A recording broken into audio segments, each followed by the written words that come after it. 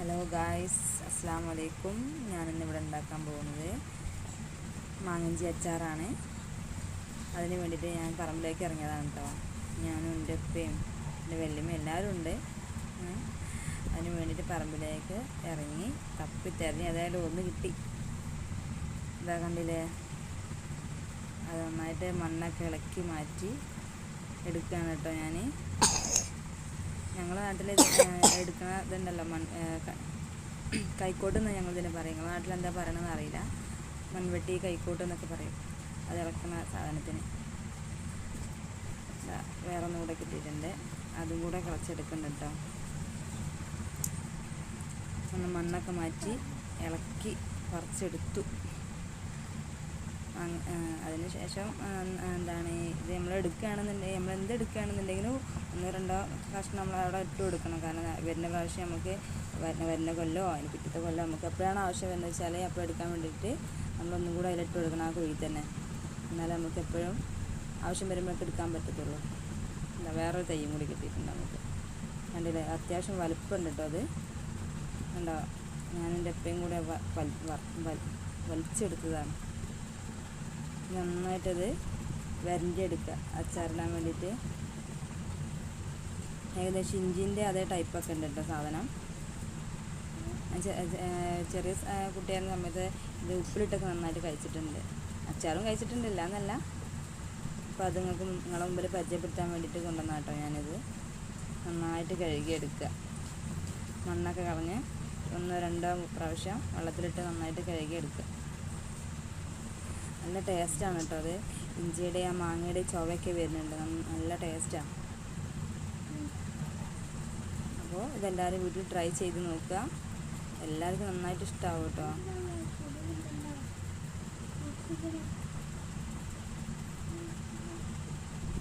നന്നായിട്ട് കഴുകി എടുത്തിട്ടുണ്ട് കേട്ടോ. ഇനി ഇത് കുനുകുനാ അരിഞ്ഞെടുക്കുക.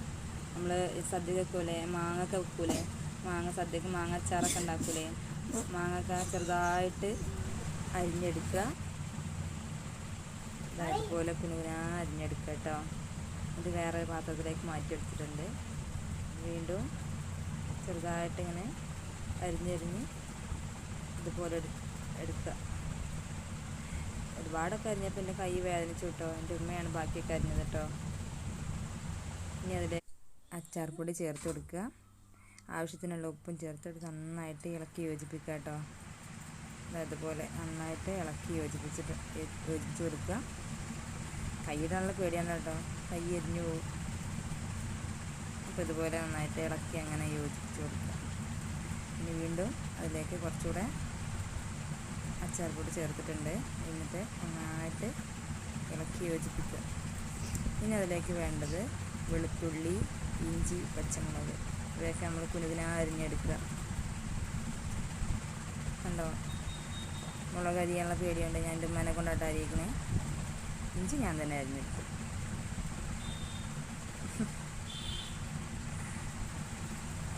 ഇതുപോലെ അരിഞ്ഞെടുക്കുക. അതിലേക്ക് പിന്നെ കറിവേപ്പില ചേർക്കുന്നുണ്ട്. ഇനി വെളിച്ചെണ്ണ ചീനച്ചട്ടി വെച്ചിട്ട് ചീനച്ചട്ടി വെച്ചിട്ട് ചൂടായി വന്നതിന് ശേഷം അതിലേക്ക് വെളിച്ചെണ്ണ ഒഴിച്ച് കൊടുക്കുക. അതിലേക്ക് കടുകിട്ട് പൊട്ടിയതിന് ശേഷം ഉലുവ ചേർത്തെടുത്ത് അത് നന്നായി പൊട്ടി വന്നതിന് ശേഷം അതിലേക്ക് കറിവേപ്പില ചേർത്ത് കൊടുത്തു. പിന്നെ വെളുത്തുള്ളി ചേർത്ത് കൊടുക്കുക, ഇഞ്ചി, പച്ചമുളക് ഇതൊക്കെ ചേർത്തിട്ട് നന്നായിട്ട് ഇളക്കി കൊടുത്ത് അതിൻ്റെ പച്ചമണം വിടുന്നത് വരെ നമ്മൾ ഇളക്കി കൊടുക്കണം കേട്ടോ. നന്നായിട്ട് വേവിച്ചെടുക്കണത്. അതിൻ്റെ പച്ചമണം വിട്ടതിന് ശേഷം നമുക്കതിലേക്ക് മുളക് പൊടി ചേർത്ത് കൊടുക്കുക. ആവശ്യത്തിനുള്ള മുളക്, നമ്മൾ എരിവിനനുസരിച്ചുള്ള മുളക് പൊടിയായിട്ട് നമ്മൾ ചേർക്കുന്നത്.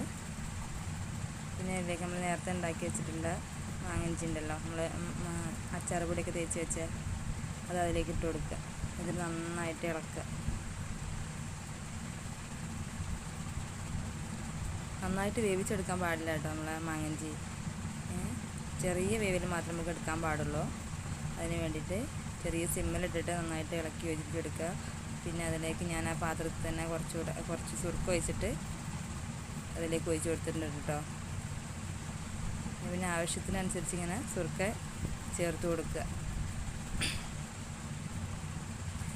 ഞങ്ങളിവിടെ സുർക്ക എന്നാ പറയുക, നിങ്ങളുടെ നാട്ടിൽ എന്താ പറയണമെന്ന് അറിയില്ല. വിനാഗിരി എന്ന് പറയും, സുർക്ക എന്ന് പറയും. ഇനി അതിലേക്ക് പഞ്ചസാര ചേർത്ത് കൊടുക്കുക. 1-2 ടീസ്പൂൺ നിങ്ങൾ ആവശ്യത്തിനനുസരിച്ച്, മധുരത്തിൻ്റെ ആവശ്യത്തിന് നമ്മൾ ചേർത്ത് കൊടുത്താൽ മതി. അതിൻ്റെ ആ മാങ്ങഞ്ചിയുടെ ആ ചൊവയൊന്നും മാറി കിട്ടാൻ വേണ്ടിയിട്ടാണ് നമ്മൾ അതിലേക്ക് മധുരം ചേർത്ത് കൊടുക്കുന്നത്. ഉപ്പ് കുറച്ച് കുറവാട്ടോ, അങ്ങനെ ടേസ്റ്റ് ചെയ്ത് നോക്കി ഉപ്പ് കുറച്ച് കുറവാണ്. അപ്പോൾ അതിന് വേണ്ടിയിട്ട് ഞാൻ കുറച്ച് ഉപ്പ് കൂടെ ചേർത്ത് കൊടുത്തിട്ടുണ്ട്. വീണ്ടും പഞ്ചസാരയും ചേർത്ത് കൊടുക്കുന്നുണ്ട് കേട്ടോ ഞാൻ. നന്നായിട്ട് ഇളക്കി കൊടുക്കുക. പിന്നെ അതിലേക്ക് വീണ്ടും സുർക്ക ചേർത്ത് കൊടുത്തിട്ടുണ്ട്. ആ സുർക്ക അത് ഒന്നുകൂടെ ഒന്ന് ചെറുതായിട്ടൊന്ന് കുറച്ച് നേരം തിളക്കാൻ പാടുള്ളൂ. ഓവർ നേരം തിളക്കാൻ പാടില്ല. കാരണം നമ്മുടെ ഇഞ്ചി അധികം വെന്ത് കിട്ടാൻ പാടില്ല. ഒരു ഹാഫ് വേവിൽ വേണം നമ്മളിത് എടുക്കാൻ.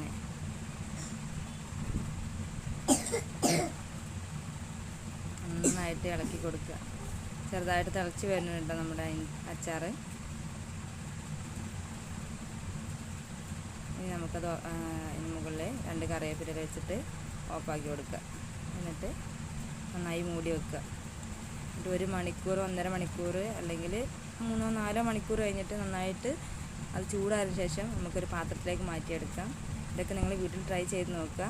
എൻ്റെ ചാനൽ ഇഷ്ടപ്പെട്ടാൽ ലൈക്ക് ചെയ്യുക, ഷെയർ ചെയ്യുക, സബ്സ്ക്രൈബ് ചെയ്യുക. കണ്ടോ, നമ്മുടെ അച്ചാർ ഇവിടെ റെഡി ആയിട്ടുണ്ട് കേട്ടോ.